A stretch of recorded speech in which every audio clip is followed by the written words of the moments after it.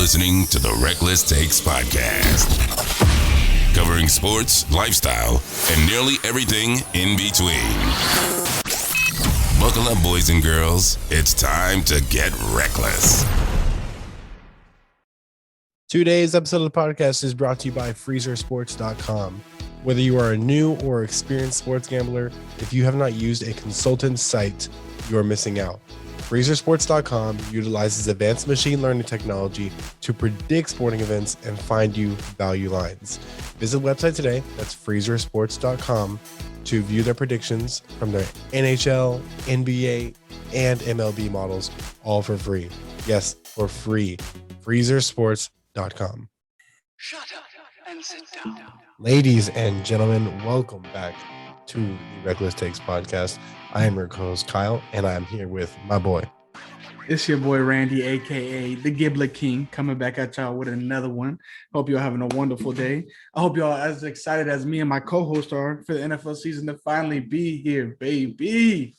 Yeah, man, for real. It was pretty wild. I was stuck having to work through the afternoon games, so it was a little underwhelming, but we still had Red Zone on, so I still got the gist of everything. I just had to watch some highlights when I got home. But how was your experience watching games through the afternoon?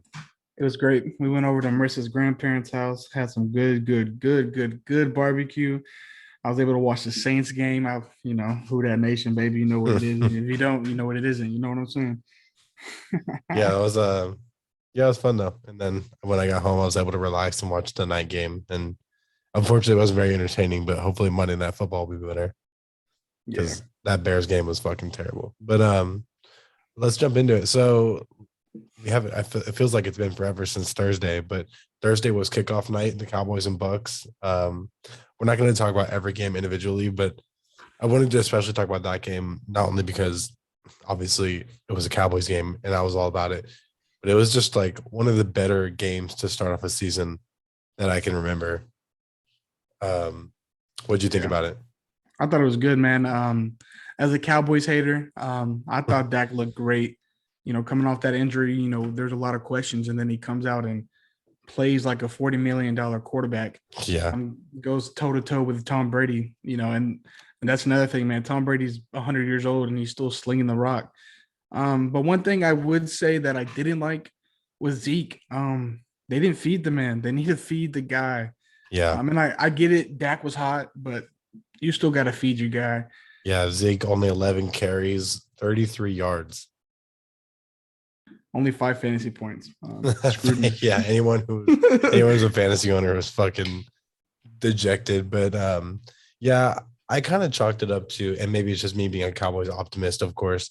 I just kind of chalked it up to the Bucs run defense being so good and Kellen Moore kind of just realizing that and making the decision to just move on and, throw the freaking skin off the ball. Dak threw 58 passes, 400 yards. Amari Cooper was running every route to perfection. CeeDee Lamb was in all the right places at the right times. Michael Gallup, before he got hurt, had some really good plays. But yeah, man, it was just a really fun game. Tom Brady looked excellent, of course. The run game was pretty abysmal for them too, but it just didn't matter. Brady and AB were hooking up. Godwin, Gronk, everyone just looked great. Everyone but Mike Evans, by the way. Yeah. Who dropped another fantasy dud. He dropped 2 huge passes in the game. And I think AB might be his number one guy. Honestly. Yeah, man. I was pretty surprised because AB has just kind of become this guy and Gronk too, a couple of guys that you expect to not show up until later in the season, and they just kind of make their presence known in the playoffs. But week 1 out of the gate, they look like vital parts of this team, which was pretty surprising. Yeah, man, they look good. I mean, sheesh, what a game. And y'all's offensive coordinator, Kellen, that dude might be one of the top offensive coordinators in the league. I think he could potentially be a head coach next year, to be honest. Yeah, I think Mike McCarthy might end up being the placeholder for Kellen Moore because, I agree. He's super young, but that offense looked so creative last night. And I think he got a lot of shit last year. He just didn't have anything to work with. When you have someone as one-dimensional as Andy Dalton as your quarterback, there's not much you can really do.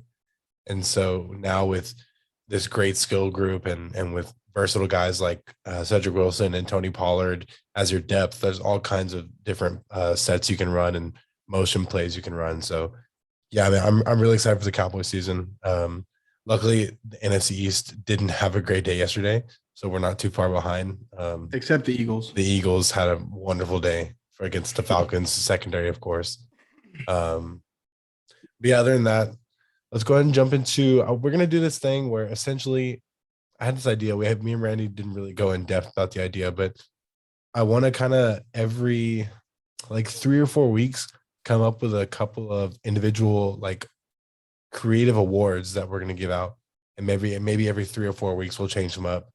But we just have these kind of little silly comparison awards I want to do. So Randy, what do you have for your first one? So my first one is the Charmin Ultra Soft Player of the Week. That's fucking great. And it's I got 2 people this week. Aaron Rodgers, 133 yards, 2 interceptions. And then I got the other Aaron on that team, Aaron Jones. Only 5 carries, but 9 yards. When you're getting paid big money, you should be able to do some of them 5 fucking carries. Yeah. So those are my Charmin Ultra Soft players. Charmin Ultra Soft. I love it. All right. Now this one is, I've been all about this movie lately. Have you seen Rain Man? No. Okay. Well, for anyone who hasn't seen Rain Man was a 1980s movie starring Tom Cruise and Dustin Hoffman. And without going too in depth of the movie, basically Rain Man is considered one of the best 2-man lead movies of all time. So neither one of them really carried the movie. They both kind of shared the load, and just an excellent movie. Highly recommend it. Wouldn't pass in today's day because Dustin Hoffman plays like a high functioning autistic man. So probably wouldn't pass today, but it's a great movie. I have a runner up, and I have the Rain Man Award winner. So runner up is Prescott and Amari Cooper. They just looked like they were firing on all cylinders. We already talked about it, but Amari Cooper had 13 receptions, 139 yards, 2 touchdowns, and he was definitely Dak's favorite go-to target, and as he should be all season. And I know the Bucs are a little thin at corner coming into the day, and then they also lost a corner during the game, but they still look excellent. And then the winner has to be Mahomes and Tyreek Hill. Tyreek Hill looked fucking great, man. And so did Mahomes. Holy crap. Yeah. It was an interesting start. The Browns defense looked great in the beginning, but at the end of the day, there's only so much you can do with those 2 guys. And Tyreek Hill, man, just has some of the most explosive big play potential I've ever seen. Man, that first play score, that put them down by like 4 or something was just absolutely insane. Tyreek Hill had 11 catches, almost 200 yards, and a touchdown.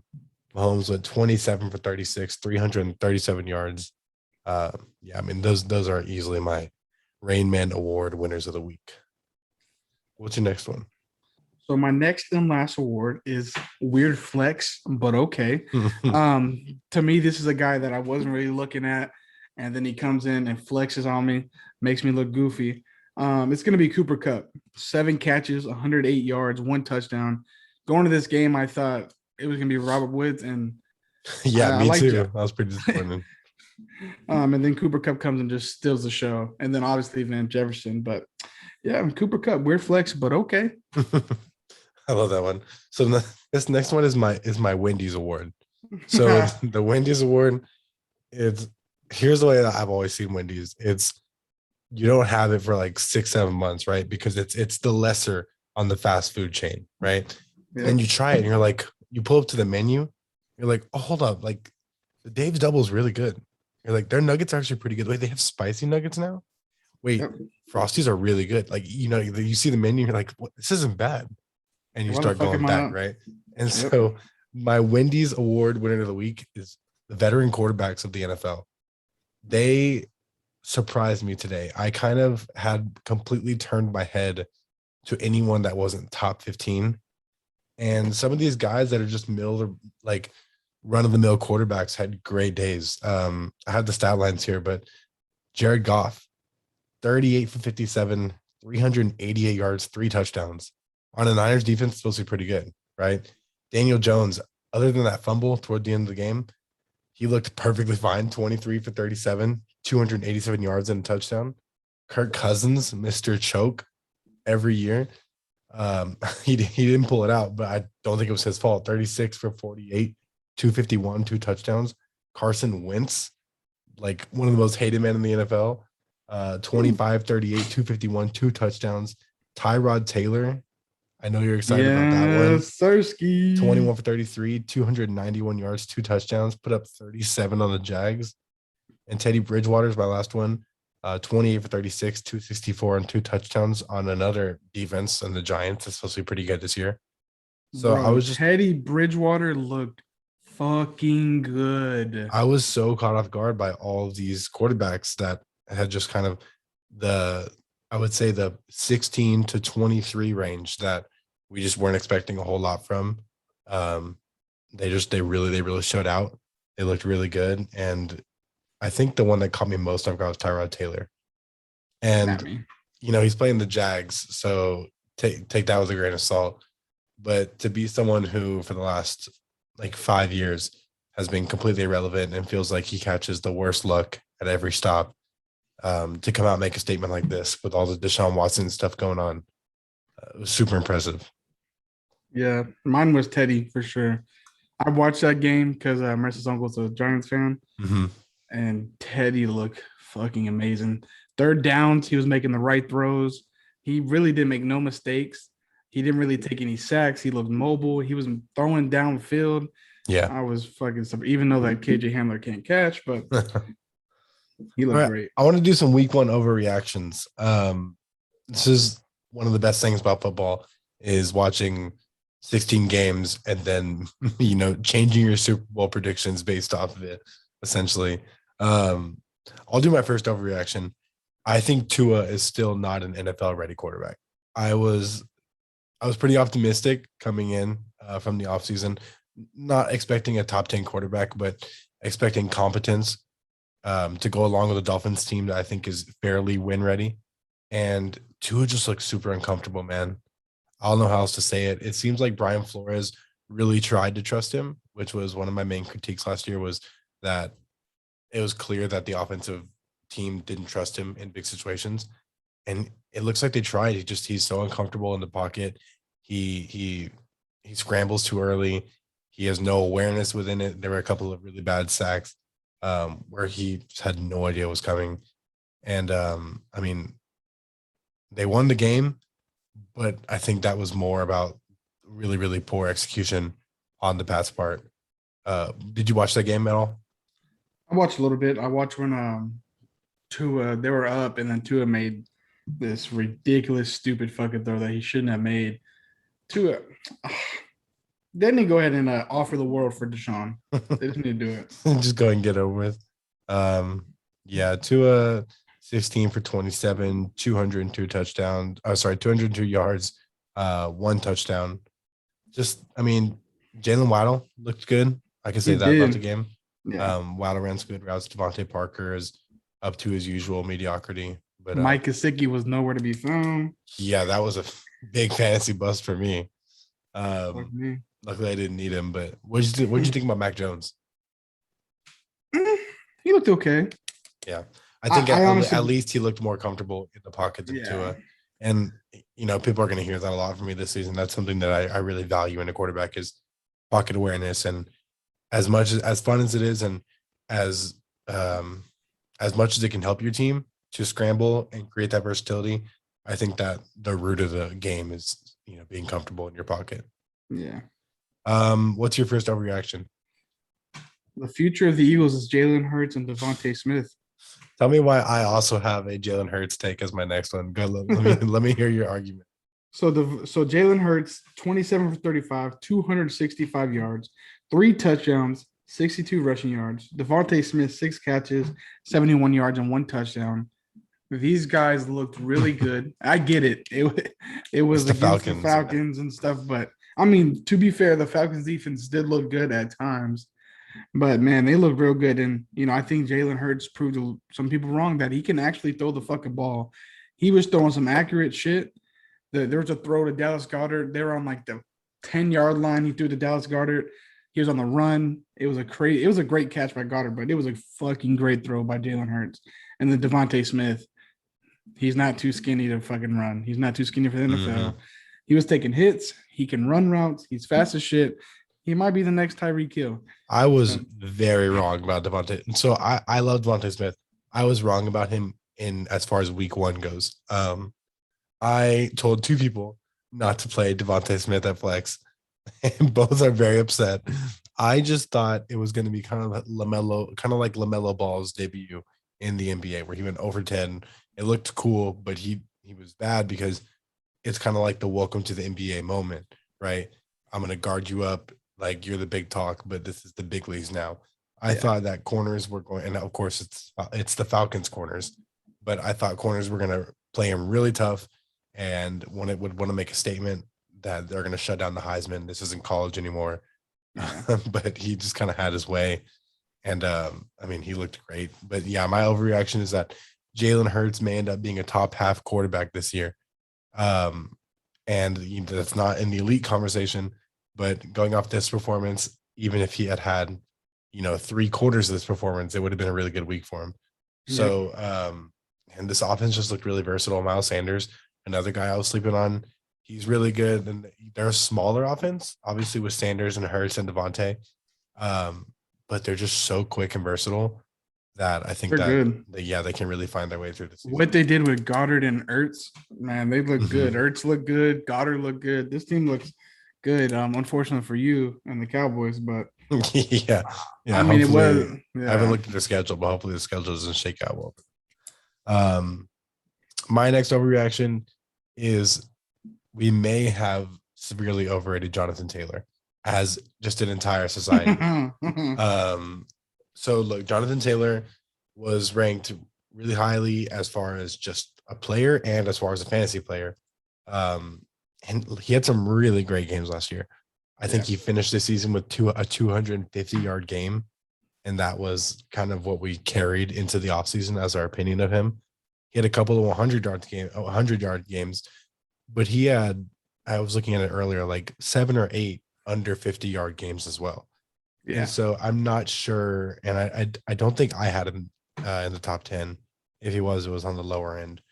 But yeah, I think that as a society, we've overrated him a little bit, and I like Hines, the play sets with Hines better, honestly. Yeah. And not that Hines is a better player, but I think that the offense becomes vastly more versatile with Hines out of the backfield.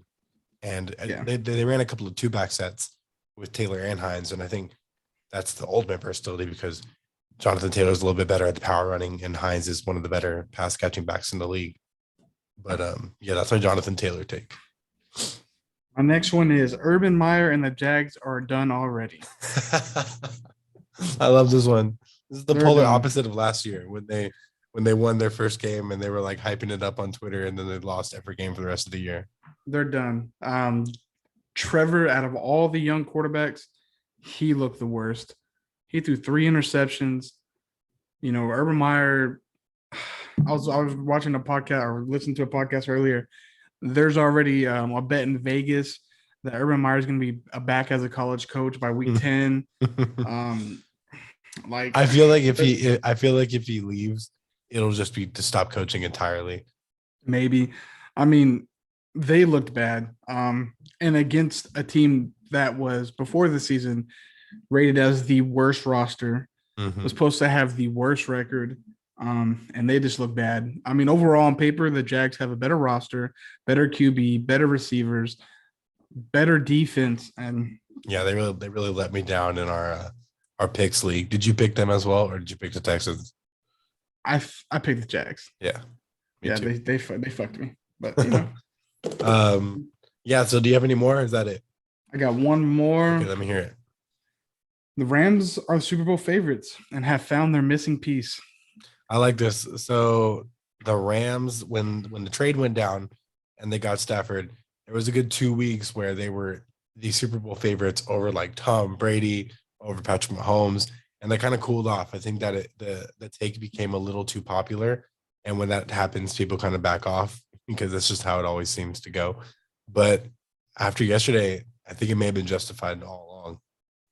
And I mean, the Bears defense is real good. Let's Mm-hmm. not get that twisted at all. Their defense is good on all positions. I mean, Matthew Stafford, like he found his team. Yeah. If Sean McVay is going to keep calling the way he is, if Matthew Stafford's going to keep throwing the way he is, Van Jefferson, the young guy, came and tore shit up. Man, he's scared. There was everyone Even on Twitter was saying that they had never seen Matthew Stafford as happy as he was after that Van Jefferson touchdown. He was like skipping down the field, waving his hands. It was just really good to see. He's been in the league for a long time. He's been a well above average quarterback for a long time, and you've never really been able to see it on full display. Yeah, I mean, their whole division went undefeated yesterday, which is not good for them. But I think they're going to win a division.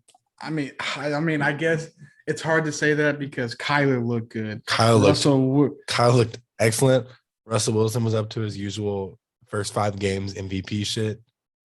And Jimmy Garoppolo looked okay. Okay, super. I still think Trey Lance is going to come in sometime. When he did play, Trey Lance played a little bit yesterday, threw a touchdown on his first pass. I mean, this division. I think he ran for a touchdown, right? He ran for it. No, he threw. He threw for it?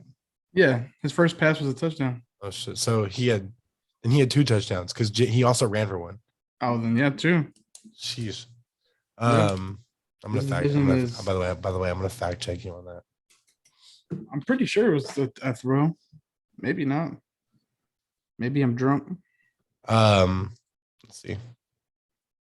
Did you? He ran for it. No, he threw. Okay, well, you're right then, because I'm looking at the throwing stats here. I don't see him. 5 yards, 1 touchdown. Jesus Christ! All right, well, fair enough. Yeah. So, did you think? Were you super concerned about the Lions coming back at the end of that game, or are you just tossing it up to week one craziness? I think. Or are we gonna actually give some credit to the other team and not just take it away from the 49ers? Are you just gonna give credit to Jared Goff? I mean, Jared Goff and the Lions coming back was great. I also think that it was more of the Niners kind of being up by so much. Yeah. I think they let off the gas. Obviously, as weeks go by, we're going to see how good the Niners really are and how good the Lions really are. Let's see who the Niners play next week. I believe they play the Eagles. So that'll be interesting. It's going to be a test for them. And then the Lions play. Who the fuck cares? Hey, for sure, bullshit. Oh, they play the Packers on Monday night. That's another interesting one because it's like no one could have looked worse than the Packers. So speaking of Packers, I want to get into them real quick. I want to hear your instant reaction, first thought take. If you're the Packers GM, are you already considering trading Rodgers? Fuck yeah. No way. I mean, especially if they lose to the Lions, hell yeah. I've seen a lot of videos saying that Rodgers kind of looked like he was doing it on purpose. He played bad on purpose. Mm-hmm. I don't know. I was shocked. It's actually. It's way more about the look of it than the stats about it. Because I can read the stats off to you real quick, and obviously they're not pretty. He had 2 interceptions, no touchdowns, 15 for 28, 133 yards. Yeah. Listen, Aaron Rodgers, the thing that bothered me most about it was how nonchalant he looked on the sidelines. And they showed him, believe me, they showed him a lot. They were trying to get a reaction out of him. They wanted to see how he looked, and he just looked like he couldn't have cared less. And it was probably the most disengaged I've ever seen Aaron Rodgers look, other than maybe like right in the beginning of the Matt LaFleur days when they had all that drama going on. Yep. But man, he just looked like he couldn't have cared less. That was probably the worst Packers game I had seen in like 5 years. And more than every time they showed him, it looked like he was just thinking about his fucking next Jeopardy appearance. Yeah, it was horrendous, man. It was so sad. He looked old as hell. He looked tired. I was like, what the fuck? I was like, did we just witness, this turn overnight? Because Tom Brady comes in 44 years old and just tears the league up. And here's Aaron Rodgers, I think, 37, 38 years old. Yeah. And it looked like Father Time just slapped him in the face. I mean, I predicted they were going to go under this year. You did. It's looking a lot better right now. So, I mean, fuck Aaron Rodgers and the Packers. We killed them 38-3. Crab legs, 5 touchdowns. That's all I'm going to say. I really wish Jordan Love had come in and like tore it up, and he only had one drive. So Yeah. I kind of wish it would have been a little earlier. So there would be a real like Jordan Love looks ready to take over anyway argument. There's not really that. He got it strip fumbled at the end of the drive. But man, I would put some heavy consideration into trading Rodgers just because I don't think the Packers fans are gonna be able to live with this for the next however many months, you know. If they lose to the Lions, I think I think that there's a legitimate chance it happens that very next day. What about Joe Burrow? What'd you think of Joe? Look good. Jamar Chase can catch, baby. I never had my doubts. Saw the football this time. Bengals, man, they look so good. And it was against another good defense, you know. Joe Mixon looked excellent. And let's hope he stays healthy. Proving all the haters wrong. Until he gets hurt. But the Bengals look good. Play call look good. Receivers look good. Tyler Boyd kind of had an end day, but it's Jamar Chase's receiving team. You know, he's going to be the receiver one. And T. Higgins looked good. I think Higgins got hurt towards the end of the game, but Jamar Chase looked real good. But yeah. Is Tyler Boyd going to get lost in the mix here? I haven't looked at their stats, but how well did he do? Let me see. I don't think he did too good. I was playing against him in fantasy this week, which was a good thing. Tyler Boyd, 3 catches, 32 yards. 32 yards, yeah. And he didn't look too good. He was the focal point like 2 years ago, you know? Yeah. So that's disappointing. I mean, even last year, he didn't look too good. I mean, he looked good. But you know, I meant to mention in my little veteran quarterback Wendy's award thing was Jameis Winston. Obviously you watched the entire game. I just watched snippets of it. What do you have to say about Jameis? Crab legs, baby. We're going to the Super Bowl. That's all I'm gonna say. Super Bowl. So are you took the over, you took the under on them? Under. Okay. Are you instantly regretting that, or are you thinking you're overreacting a little bit week 1? I mean, it's the Packers. 38-3. Yeah. Shutout. I mean, man, because their defense, you know, isn't as elite as it was a few years ago. It's not horrible. It's still a good defensive roster. And if the offense can manage this with that limited receiving core and just hold up till Michael Thomas gets back and Kamara keeps looking as good as he did. Kamara looks so good, man. Gotta get a boner. And then our third string tight end, Jawan Johnson, who I follow on TikTok. That was already him and his wife are cool. That was, I think, my favorite catch of the day was that Jawan Johnson, the jump catch that he had to make, where he full out sent it for the ball. Bro, both his catches were crazy catches. The Jawan Johnson catch was crazy, and the Christian Kirk straight over the head catch. Oh yeah, was insane. No, he had no shoulder angle. It was just straight over his head. That was gorgeous. And then now a lot of people are going to start Christian Kirk next week. He's only going to have one catch. Let's jump straight into the fantasy corner because I already want to talk about who saved my week. I'm in a sleeper league with it's a 16-man dynasty. And if anyone's ever played in a league that deep, you know that towards your flex spots, it gets a little dicey.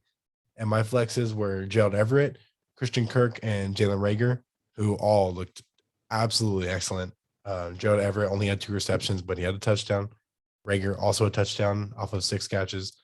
But Christian Kirk, I wasn't really in danger of losing this week, but it's always just fun to see your team go off so you can really see the ceiling of your team. And Christian Kirk, 5 catches, 70 yards, 2 touchdowns.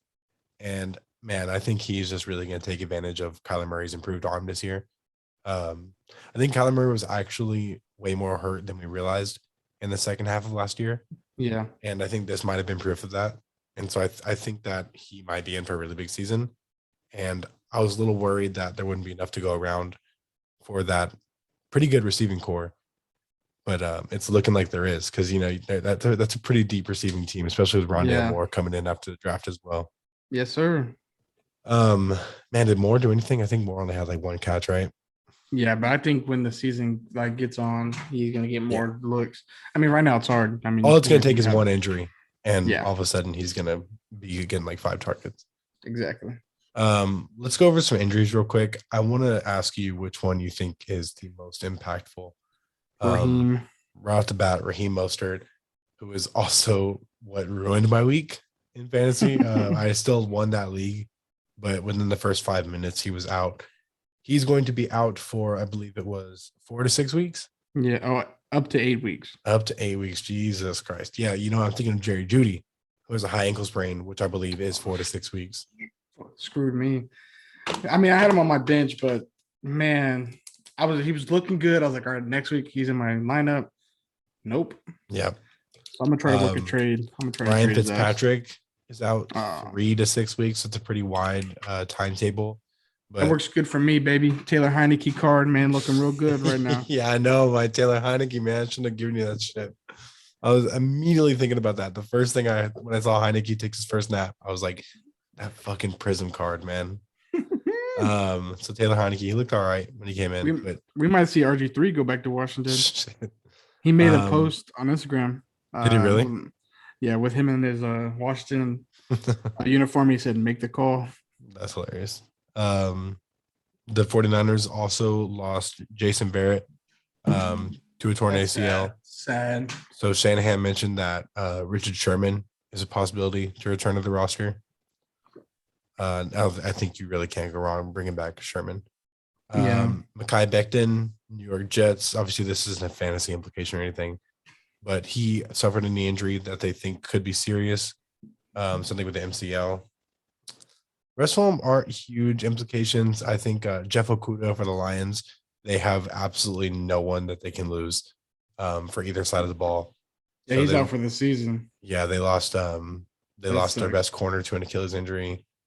Kelvin Beachum. Is it Beachum? Beachum. Yeah, he's the offensive lineman for the Cardinals. They're not super deep there either. Yeah, that's pretty much it. But you never want to see week 1 injuries. Did Marshawn Lattimore get hurt? Yeah, someone his thumb, but he came back and played. He's getting surgery today, but they said that he shouldn't miss. Okay. He played with a cast the whole second half and looked good. So, Rashad Penny took an early exit for a calf injury. We know the Seahawks, who are always a committee running back team, can never afford to lose a running back because, for all we know, Chris Carson could go down at any minute, and they need everyone that can get there. But hopefully, everyone stays healthy for the rest of the season. Let me hear your fantasy corner stuff. So, what saved your week and what ruined your week? So I'm in 3 different leagues. So I'll tell you that what saved me in each league. So the first league that saved me was Deandre Swift. He had 24 points. He had 11 carries, 39 yards, nothing big there, but Jamal Williams looked good too. Yeah, that's what was scaring me at first.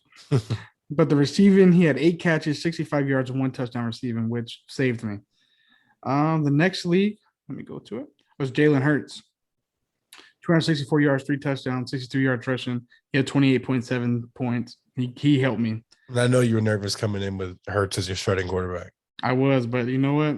It worked out great for me. And then my last league that saved me was Cooper Kupp. 7 catches, 108 yards, 1 tutty, 23.8 points. He will stay there in my flex for a while. And then the guys that just shit the bed for me. So week 1 for my first league was Kyle Pitts. 4 catches, 31 yards. Yeah. He fucked me. My next league was Ezekiel Elliott, 5.9 points. I got to play Elliott this week, luckily. That helped me out.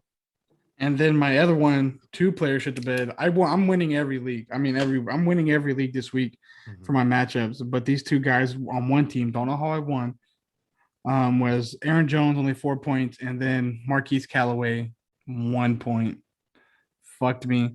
I wish Jameis was throwing to everybody but him. So was he not able to get any separation, or was just Jameis looking the other way? I think Jameis was just looking for the safe check down the tight end and Kamara. That's what it looked like the whole game. Yeah. But I'm definitely going to be cautious starting him next week, 100%. And then Russell Gage shit the bed for me. Russell Gage, man. I've been hyping him up all offseason about him being the number 2. You made me pick him. And I know, well, in 4 games without Julio last year, or 5 games, one of those 2, he averaged 11 targets. And so I'm like, there's no way he doesn't get like 6-7 targets. And I don't think he got but one target in this game. Yeah, he didn't catch a single ball. He fucked me. He will probably be traded by the end of the week. I'm trying to make a move. Probably more like a waiver drop. I don't even know if you can get anything for him. I'm trying to. So right now, I'm trying to trade my brother, Mike Davis, Jerry Jeudy, Jalen Waddle for DJ Shark and Debo. So maybe. I want to do one thing every week as well. The wild fantasy stat of the week, and I hope I got this right. Austin Eckler did not have a catch yesterday. That is the first game since week 8 of 2018 that Austin Eckler did not register one reception, which is pretty insane. He was drafted as pretty much like the RB6 this year. Yeah. And so that is if that is like any trend to show like Justin Herbert's confident and wants to go down the field more, and Eckler is not going to be a 5-catch guy, I would be super concerned as an Eckler owner. I'm an Eckler owner. So. I used to be, and he just went a little too high for me this year. Not that I didn't want to draft him. I was a little bit too high in every league to get him, but 0 catches for the first time in over almost 2 years. Yeah, he's 3 years, almost 3 years. He scored a touchdown, which helped me a lot. You know, yeah. He got 12 points, but yeah, I mean, that's something. Bless you. If he can pick up the slack in the rushing game, I think everything will be fine still. Yeah, the only guy that I'm really nervous about even having in my lineup is Callaway. I mean, he scared me yesterday. You know, but you know what? Before we go here, give me one prediction about tonight's game: Ravens and Raiders. Raiders are gonna win. Any crazy stat prediction? I think Derek Carr throws for over 350 yards. Okay, that's interesting. I'm going to say that Lamar rushes for 125 yards. That's probably going to happen. Right? The Le'Veon Bell and Devontae, was it Devontae Freeman? Right. Yeah, they're not playing tonight. They weren't even activated tonight. So it's Tyson Williams and a rookie running back. So yeah, I don't think they have anyone that went higher than a 7th round pick in a running back tonight. So I think Lamar's going to run it a lot. Yeah, I mean, I have Tyson on my bench. So if he goes off, I mean, I won the league, but I'll still be a little salty I didn't play. Yeah, I mean, in my Yahoo league, I'm losing by 5 points. I have Mark Andrews playing tonight. So that's all. Is that the only person playing on either team? Yeah. Okay. Interesting. I think you should be fine. I hope. I think it'll be fine. And it's gonna be crazy if I win. If I do win, I think I'm gonna win. But holy shit, that team shit the bed for me, bro. I had Baker, Calvin Ridley, Keenan Allen, who did okay. Yeah, Chubb that did okay. Mike Davis, and Callaway. Really quick, let's talk about the Chiefs game. I have like 5 minutes, so I gotta hop off. But did you watch that Chiefs game fairly closely? Okay, yeah. That was a pretty wild game. If that Bucks Cowboys game hadn't been so good, I would say that would be our marquee game of the week. The Browns just completely lost their way in the fourth quarter, and when the Chiefs reign, the Chiefs pour. It came out of nowhere, and the momentum shifted on a couple of drives where Chubb lost that fumble. That's where it changed completely. Mm-hmm. I thought that was it. Chubb got that fumble, and then but then after that, Kareem Hunt scored, and so it felt like they were back up 9. And then I believe after that came the 4th down fumble with the punt team, and at that point, it just kind of felt, it's over. If I was the Browns, I would cut that motherfucker. After he fumbled the ball, he still could have punted it. He had enough time, enough room. I'm cutting that fucker. Mahomes looked great. As I already said, Hill looked great. Edwards-Helaire looked more versatile than I expected. Travis Kelce looked as good as ever. And anyone blaming Baker, I think Baker played a great game. That last pick, he got tripped. There's nothing you can do about that. He even still threw it high after being tripped. It was just a great defensive play to get the pick. After seeing how he threw yesterday, I'm even more excited for OBJ to finally return to the lineup. Yeah, man, that was a super late inactive announcement. And then fucking NFL, the app crashed like right when they announced it. Oh my god! And I was about to shit my pants because he was my flex. Mm-hmm. Hey, God what they do you fixed think it. about the healthy scratch of man, who was it? Who was a healthy scratch? Do you know what I'm talking about? There was a really surprising. No, sir. But when you say it, I don't know. Let me see. Zach Moss. Oh yeah, that shit threw me off guard. Because Devin Singletary and him were looking like they were going to share carries. And I still don't have any news on this. And to be fair, I did not dig super deep. But the initial report from Ian Rappaport was that Zach Moss was inactive for week 1 and he is not injured. So I don't know if it's something with COVID protocol or if there I was think some. that's probably what it is. Something to do with COVID. They don't want to say it, or I hope so because I never heard any drama between yeah. him and I the mean, team. a lot of people thought he was going to be the RB1 for them. So Yeah. I think it's either a COVID thing or it's a family thing. Something happened with his family. Yeah. I don't think I didn't see him on the sideline. So yeah. I mean, he's on my team. So let's hope that he plays, or I'm gonna cut his ass. Well, do you have any more thoughts on week 1? Yeah. You ready? Yeah. Who that nation, bitch? All right. Hopefully I can come back week 2 and be in a better mood after a Cowboys win. Yeah, Cowboys lost, UT lost, Jesus, man. Don't even get me started on UT. Astros lost. Holy shit. Next week we should come back and we'll start. Maybe we'll open up with a little more college football. The college football really got lost for me with the UT game and with week 1 looming. But we'll come back and do a little more college football. We got to talk about that Oregon game at some point. Yeah, I mean Oregon. Sheesh, I think they're number 4 right now. So yep. Somehow Oklahoma's number 3 or 2. Fuck if I know. Spencer Rattler still looks like shit, but whatever. A&M won and dropped down to 7. I know they're pissed.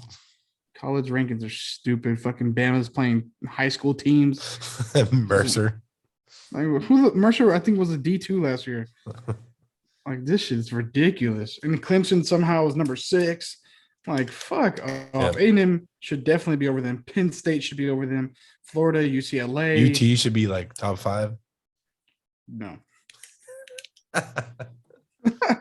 LSU's not even in the top 5. Alrighty, y'all. We will be back next week. Thanks for listening. Leave a review. Hopefully keep coming back to us for more NFL content as we start to get back in the groove. This will be a little bit more organized. We were kind of all over the place today, but we'll get all under control and we'll be more and more prepared every week. It was a busy week for us, fellas. Kyle was in a bad mood all day yesterday. It is what it is. It was a shitty day. I played Fortnite with his brother for about 7 hours. Oh, cool. The Giblet Prince. I told him to get my PlayStation name down. We could play when he gets home. He never added me. So I'll send him your information. I'll hook y'all up. You and my 9-year-old brother. He was like, "Tell Kyle I don't have a bedtime." It was freaking 2 a.m, bro. My stepmom picked him up and she said he looked stoned. Yeah, he was like, my dad doesn't make me go to bed. God. I was like, all right. Alrighty, y'all. I gotta run. Thanks for listening. We will see y'all next week. See ya. He's coming to suck my wee